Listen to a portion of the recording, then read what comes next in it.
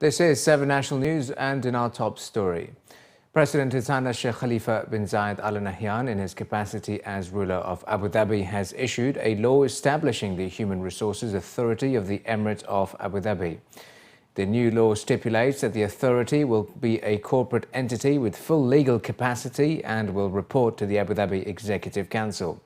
The Abu Dhabi Human Resources Authority will replace the Abu Dhabi Tawteen Council, the Civil Services Sector, and the Abu Dhabi Government Leadership Centre at the General Secretariat of the Abu Dhabi Executive Council. The authority specialises in drawing and developing the Emirates' general policies for human resources. It will also draft, develop and oversee the execution of strategies and plans for Emiratization at government departments and companies upon approval by the Executive Council. It may conduct and support specialised research and studies to develop human resources and government management.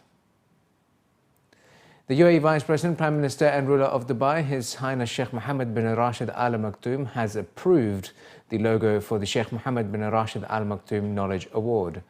The award logo was announced during the participation of the Mohammed bin Rashid Al Maktoum Foundation at UAE Innovation Week.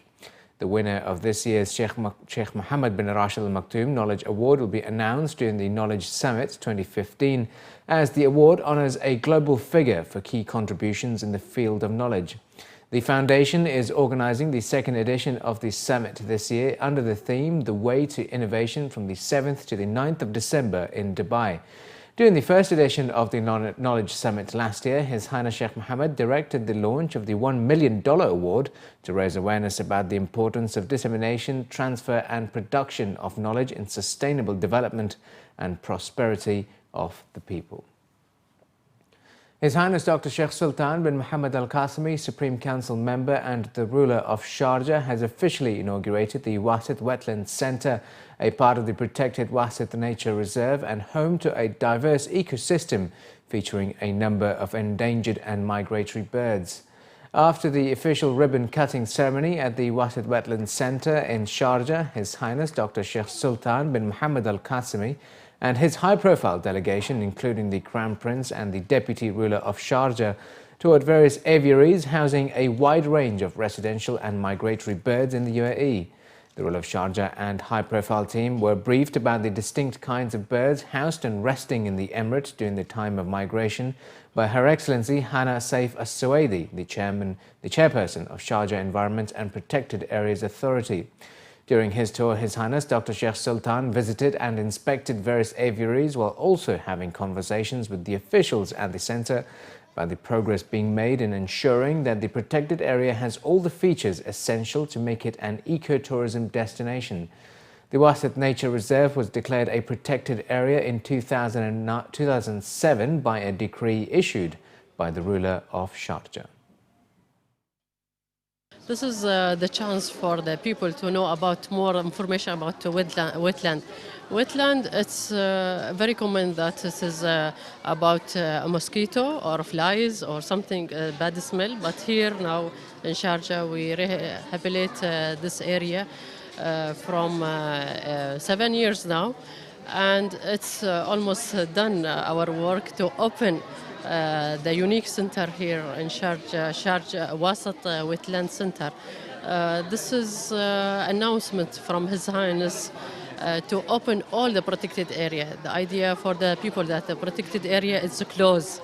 But now His Highness changed this idea for the people to open the protected area, and this is the first center now we open it, and there is more protected area and more centers coming, inshallah. This place was developed as it's a meeting place, not only for birds or people, but also for different habitats.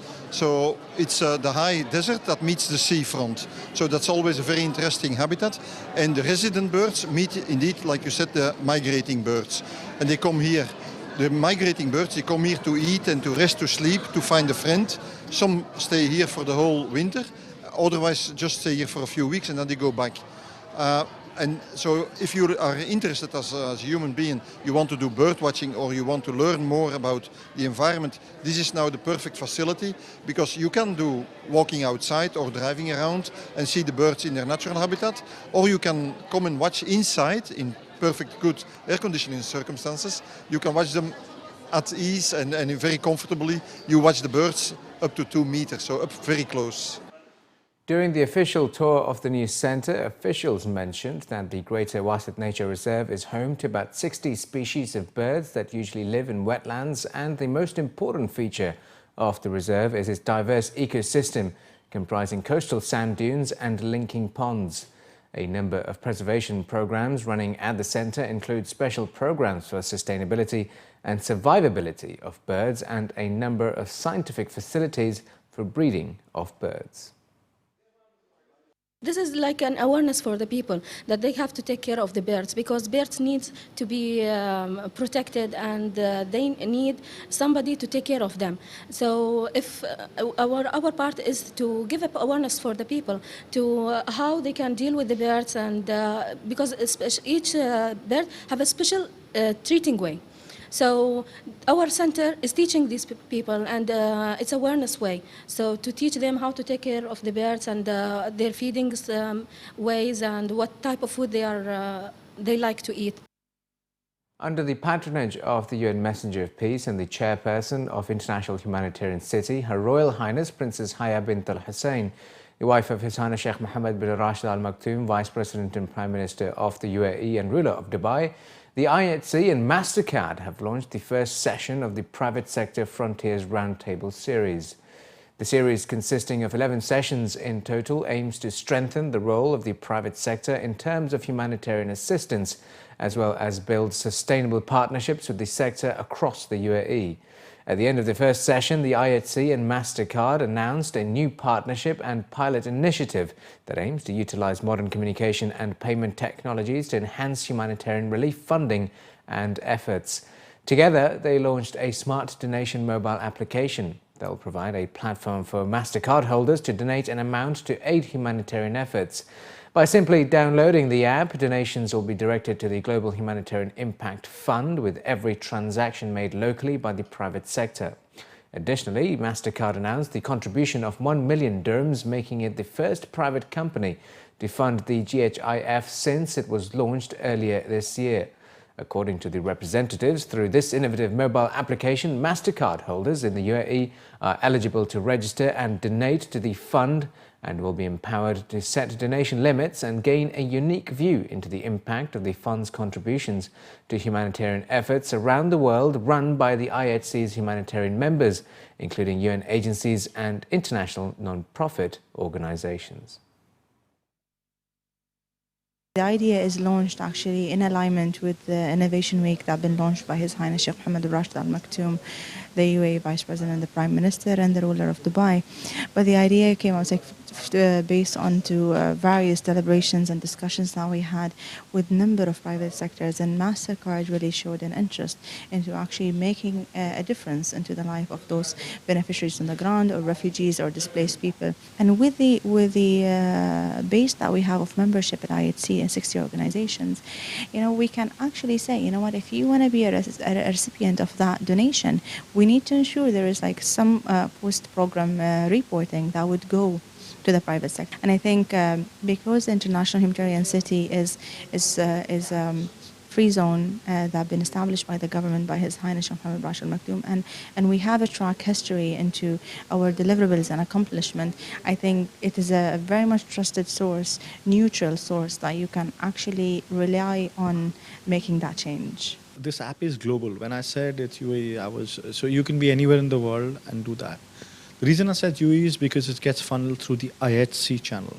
Now, IHC themselves have around 60 partners of theirs, including the UN and such agencies. They have a very stringent criteria who they will allow to even be a part of the community, right? So to some degree, we make sure that the control lies right there. So that's one part. The second part on the enhancement, even today you can go and see what stories are there and choose which part of the world you want to contribute depending on who takes the funds.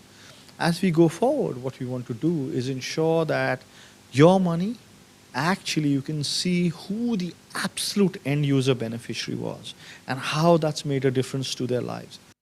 Sharjah police have dispatched special patrols to deter jaywalkers in a bid to curb fatal run-over accidents. According to a local report, the patrol fleet called Esnad comprises of 12 units and officers who are on alert to spot and prevent jaywalkers from making the dangerous dash across the road at undesignated points. At least 8 Sharjah pedestrians have been killed this year while crossing the road from an undesignated area, as reported earlier in a local daily. In 2014, at least 15 pedestrians were fatally run over. Captain Jamal Bu Afra, director of Sharjah Police's traffic monitoring section, was quoted as saying that in the last month, Sharjah Police have prevented 3,250 pedestrians from jaywalking as part of a new road safety campaign. The campaign is also responding to pedestrians' complaints that they are forced to cross from undesignated areas because of a lack of designated crossings, by ensuring that Asnad officers are on duty to guide pedestrians to the nearest crossing. Motorists as well are being urged to take preventive measures and give way to pedestrians at crossings. Delma Island Airport is set to close for approximately 2 hours on Wednesday, the 25th. Abu Dhabi airports will conduct an emergency exercise at Delma Island Airport this Wednesday in accordance with regulations issued by the General Civil Aviation Authority and in compliance with recommendations from the International Civil Aviation Organization. Response teams from various units, including airport operations, security, fire and rescue, police and medical services, will test their coordinated response to an emergency situation. The exercise will run for approximately 2 hours between 11 a.m. and 1 p.m, according to an official statement from Abu Dhabi airports. The General Secretariat for the Conservation of the Arabian Oryx has gathered key experts to the UAE to enhance collective Arabian Oryx conservation efforts. The National Workshop for Arabian Oryx Collections in the UAE, which was hosted last week by the Dubai Desert Conservation Reserve and sponsored by Al Maha Desert Resort, was integral in providing a platform for collaboration on conservation efforts for this iconic species. Dr. Majid Al-Qasimi, Director of Terrestrial Biodiversity at Environmental Agency Abu Dhabi, was quoted as saying that the GSCAO General Secretariat has been established to coordinate and support Arabian Oryx conservation efforts on both the national and regional levels. In line with this mission, the GSCAO has been actively working on bringing collection managers and conservationists together to facilitate the exchange of information and support capacity building, both nationally as well as in the range states. He added that according to GSCAO's most recent survey, some 6,000 Arabian Oryx exist in the UAE, and to date, their combined regional conservation efforts have resulted in international recognition for the program, which contributed to changing the status of the Arabian Oryx from endangered to vulnerable by the IUCN Red List assessment. And finally, in the bulletin, in line with the UAE Innovation Week, a number of government and private firms have shared ideas for the future, which aim to improve the overall customer experience levels for residents. Emirates NBD is among the companies that empowered their employees to recommend some innovative ideas during the 3rd Innovation Olympics. The one-day event showcased new solutions in banking and financial technology, along with a range of unique concepts put forward by their staff. A total of 15 finalists took part in the ceremony, where they presented their working prototypes based on 4 key themes, which include business optimization, enhancing customer experience, powering business objectives, and improving staff engagement. Among the ideas showcased during their expo also featured easy payment solutions for paying school fees, as well as paperless Insta loans, and how such services can attract more customers. Commenting on the Innovation Olympics, the Chief Operating Officer of Emirates NBD stated that the event is aimed at fostering innovative ideas among their staff while increasing their work dedication. In every idea that we evaluate, we assess 2 things. One is what is on it for the customers in terms of improving the service.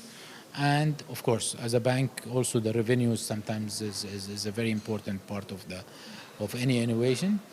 But at the same time, also we want our staff to be more creative when providing the service to the customers. So this, this event will encourage them to, come up with ideas that will make their engagement level at the bank much more productive and very much focused on the customer service.